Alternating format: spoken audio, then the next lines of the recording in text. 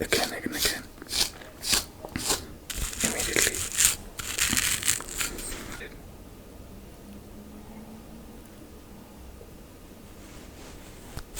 For the most basic thing that you wouldn't even give a second thought about is completely things taking into consideration making videos. First you need quiet, which is absolutely absent. Second you need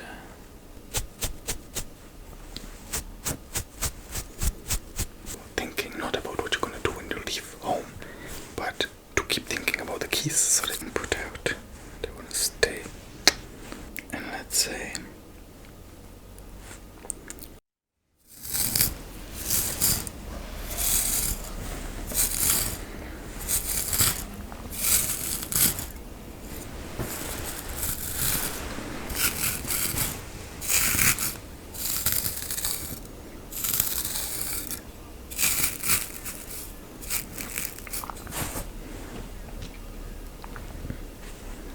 hi everyone.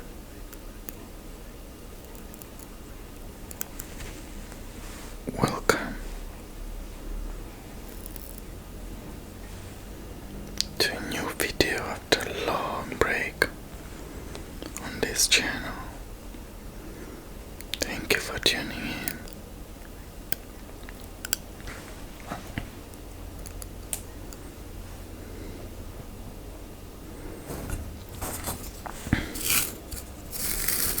Hopefully we'll be back to posting more often here, and hopefully even on the main channel to our past schedule, which used to be 3 times a week. That's how often we used to post. Now for us, the two of us, to meet at the same time with decent amount of energy without the baby not being awake and screaming and I don't know what. It's really been difficult, and when that finally occurred,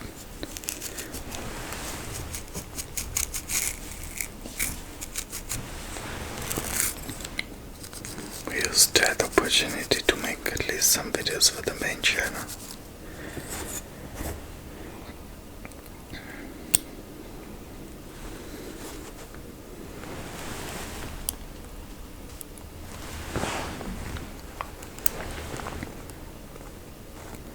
So since it was always so hard for the two of us to actually synchronize, right?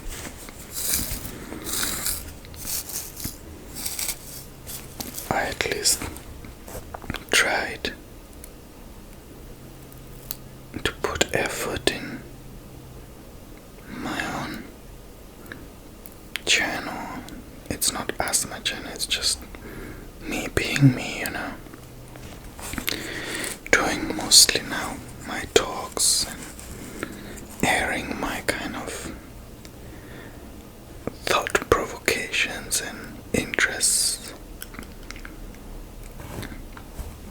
things I find to be interesting, and I find interest in mostly the psychological aspects of human being and such things.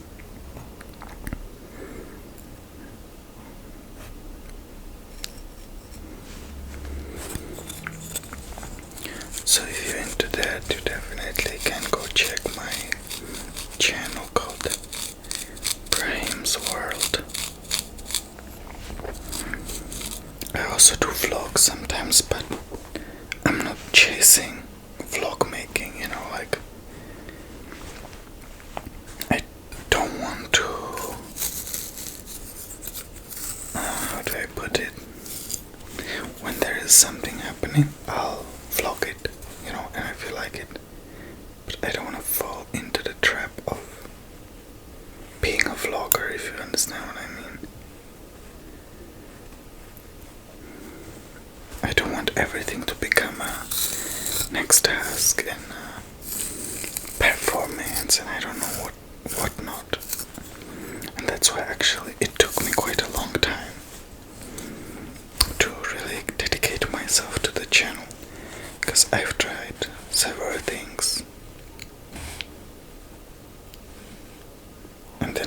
withdrew so that I can figure out what's the most authentic content that really reflects me without carrying me as a person away from who I am by getting traction. Actually, there is a video that I have a short talk on this, how content creating, if you're not careful, will very quickly build a persona around you that people expect for you to deliver and not to step out of. And I was becoming very much aware to be careful.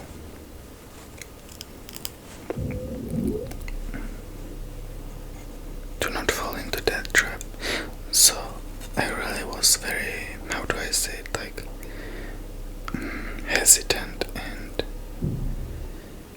cautious and patient to how to approach it. I tried some talks and podcast like things. I tried vlogs, I tried reviews and such things, and now I feel like that's exactly how I can approach it. It's basically me being me without forcing anything artificial on camera, because it's the last thing I want to do is leave some fake version of me on the internet, you know? And I feel like that's really an issue nowadays. Not only does it sometimes intimidate the people watching, but it also makes the person who performs sad because they are not their genuine self. So it's kind of a vicious circle that hurts everybody, which I didn't want to create.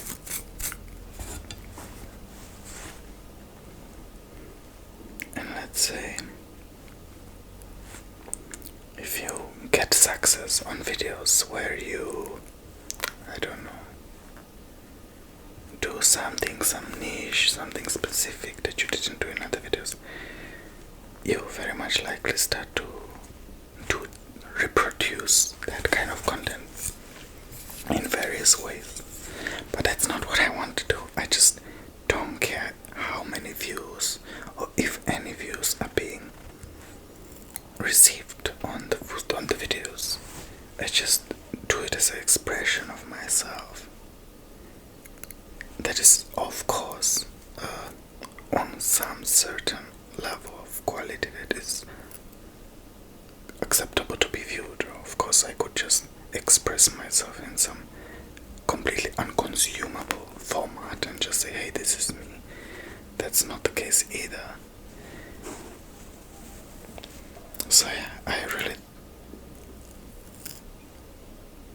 didn't want to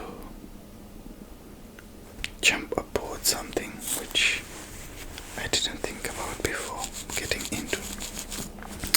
She's put some breadcrumbs in her hair because that's the thing. Just when I said let's do the videos, that's exactly after she's washed her hair completely. So there was nothing, very little to scratch, as we checked before. So at least I'm picking these crumbs that she's planted.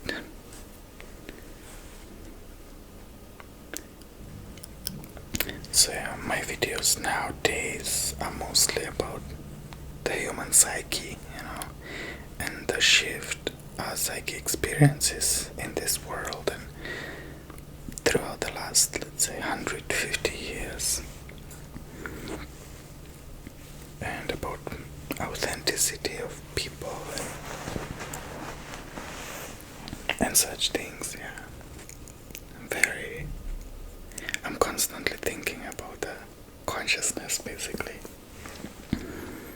I can't stop for some reason. I mean, it's what makes us us, so it's of course naturally puzzling me. I'm very much into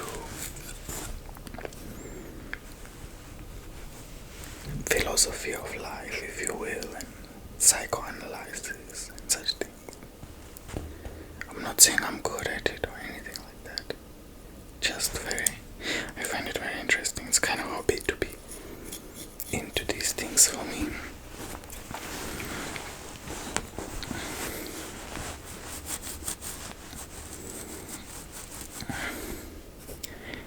I think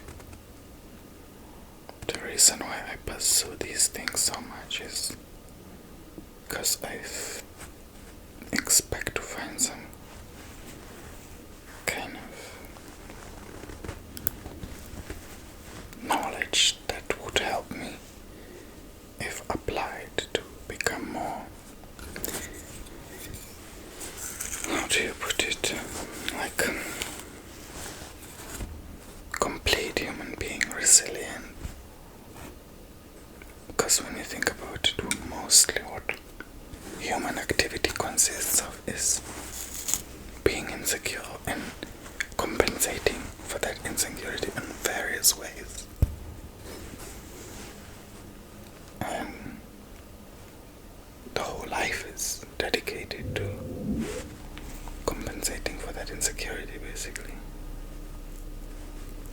I just don't want to do that. I want to escape this game, if you will. As the Hindus would say, I want to step out of the wheel of karma.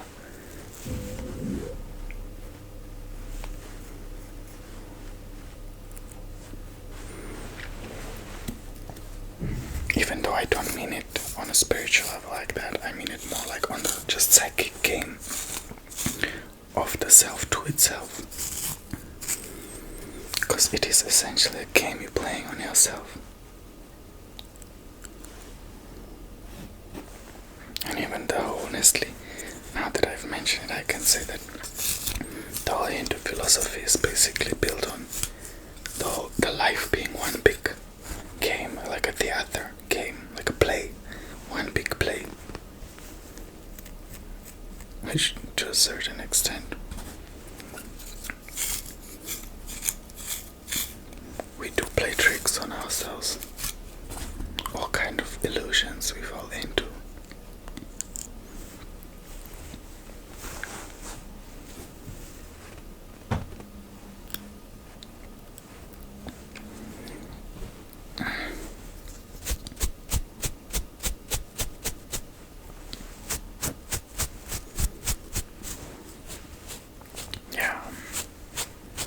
So if you're in these kind of things and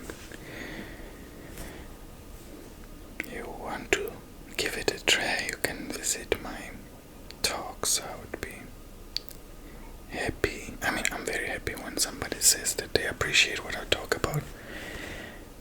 Because after all, these external validations still mean a lot. Even though I don't live off them, it's nice, of course, to receive them.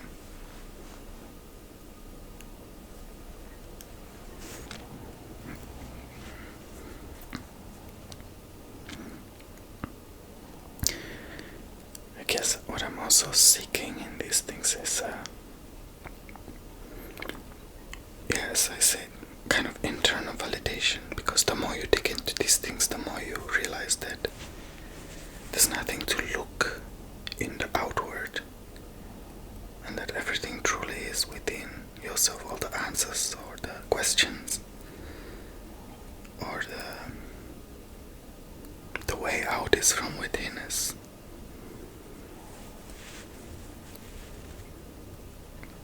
I perceive it.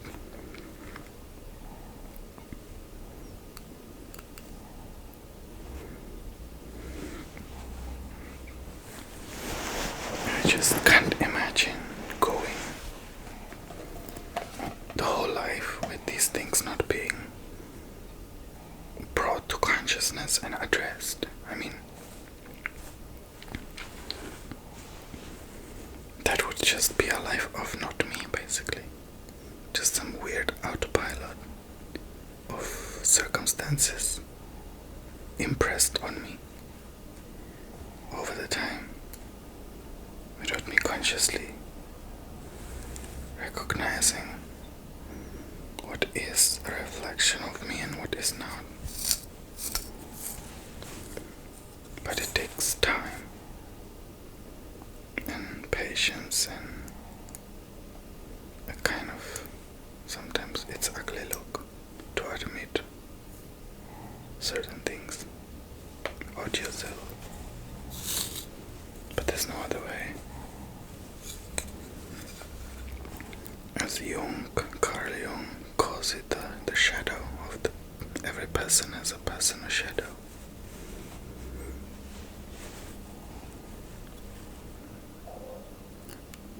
Nobody wants to look at it.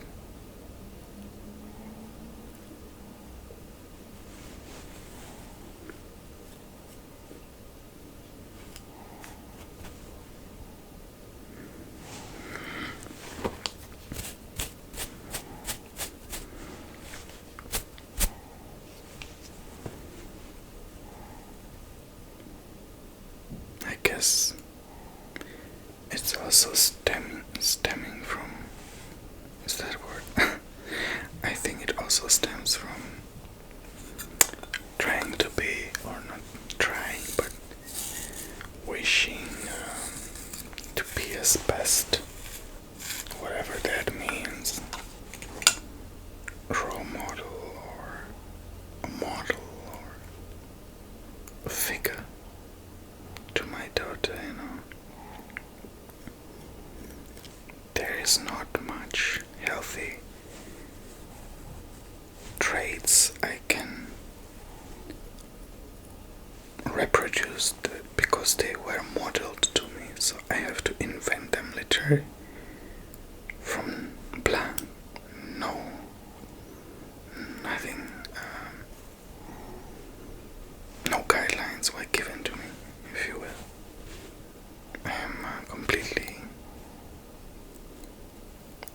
as new to this because I have not seen it working in my own parents. So to make it work is something that is basically tremendously foreign to me. And that's, I guess, the biggest engine right now why I am so interested in the human psyche and emotions and, development of the psyche and everything. Because the way I feel it is that I want for my baby to have all the nurturing that I wish I had when I was a kid but couldn't have. Of course, you might think that that doesn't need any qualification, just do what you wanted as a kid, but you can't really see the things when you're grown up as a kid anymore. So you have to consciously put effort into how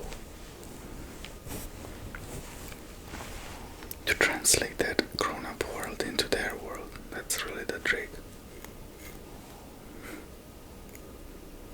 Because you forget how kids see the world. Kinda. You do have a glimpse, but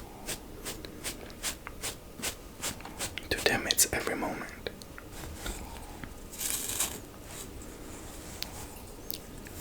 So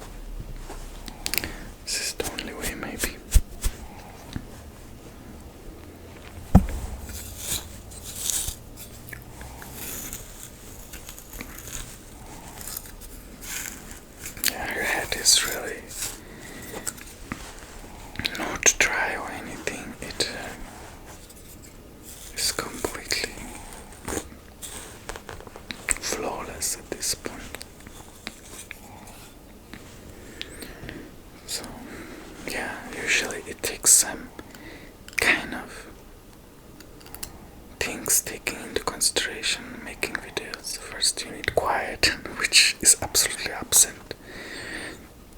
Second, you need, like for scratching, a certain kind of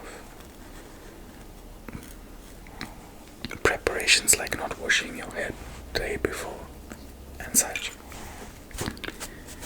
And then you need energy, and you need to both have time and not one of you be asleep by 8, especially nowadays. So these things are definitely increasingly difficult to combine,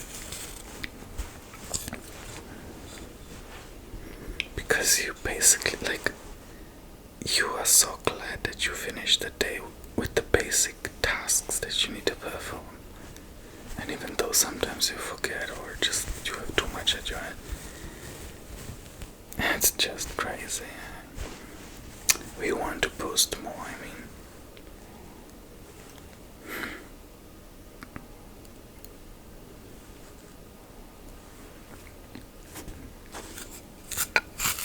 The amount of work to keep a baby not crying, just that. Because when the baby cries, you can't do anything, nothing.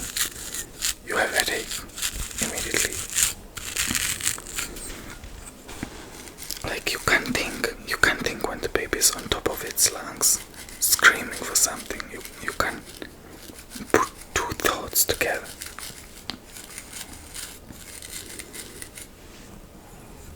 It paralyzes you, really, for the most basic thing that you wouldn't even give a second thought about doing when it was quiet.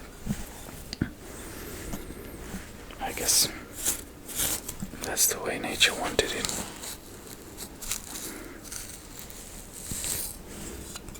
Hey, there's some dry spot maybe here. Did I find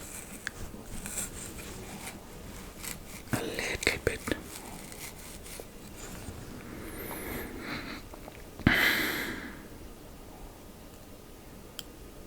Actually, we tried to record yesterday, but then she started crying and then she didn't sleep for 2 hours, and it's just not possible to make half of a video and then in 2 hours, basically when it's 1 a.m. to return to it, and so it's difficult. There was actually several occurrences where we were shooting and we just it never made the post, because either we were so tired that we, for example, didn't plug the mic or something like that. Like, that's just how it is with the baby. It's not us. It's a kind of zombie mode. The things you've done a million times and it never failed you, suddenly you're like stranger to basic tasks. I'm not complaining or anything, don't get me wrong. It's just the reality. Like, I was actually saying to Sheila, I don't understand how single mothers do it. I just don't get it. A single mother that has, for example, 2 kids. I have no idea. Weird way to be able to cope with that kind of overload and overstimulation. So please, guys, if you have multiple kids, tell me how you do it. Because, of course, we have often the topic discussed about another kid, and it's like, how do people do it? Can you imagine us taking care of even one more? I don't know. I guess that's how it used to be, but so far one is so...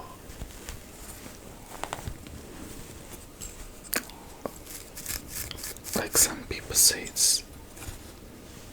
it varies, right? Some kids are very difficult. Some kids are so easy, they don't cry, they don't... nothing.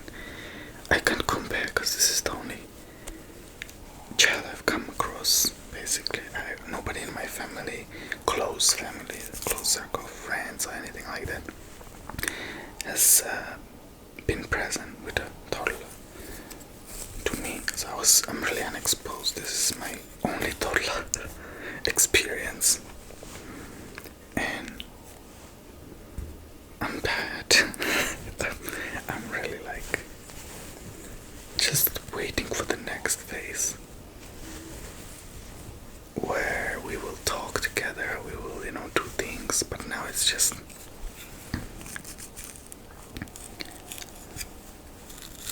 avoid the crying.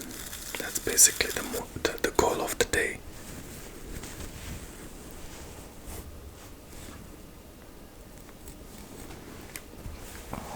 You have to deliver solutions to situations so she doesn't cry, right? Like right now she's in a phase where she wants everything. So she demands you, she sees you holding keys in your hand, she demands them. But then you give her the keys and then you can't find them, so your whole life gets kind of on hold, because then you're looking for keys 1 hour before you go somewhere. You're looking for 1 hour keys because you had to give it to her because she cried, and so it's just so you, on the back of your mind you're thinking not about what you're gonna do when you leave home, but to keep thinking about the keys so that they don't get lost, and such thing. So your thought process completely changes.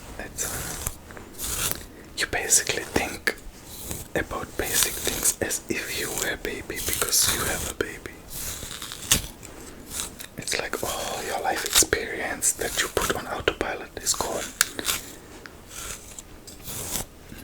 And now you have to again think about everything so consciously. And therefore you cannot really move, forward in a way, because you want those basic thoughts over again and again.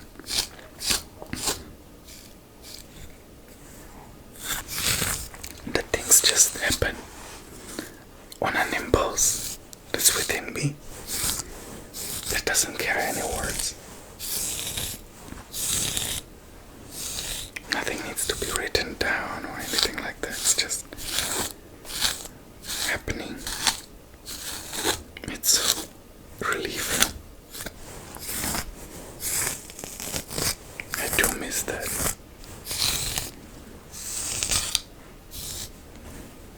But of course not.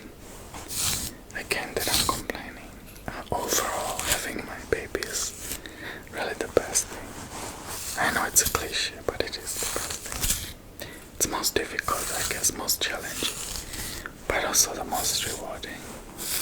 A little laugh with her is just erases everything.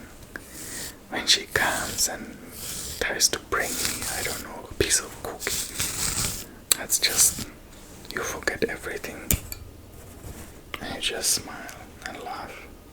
Love her more, day by day.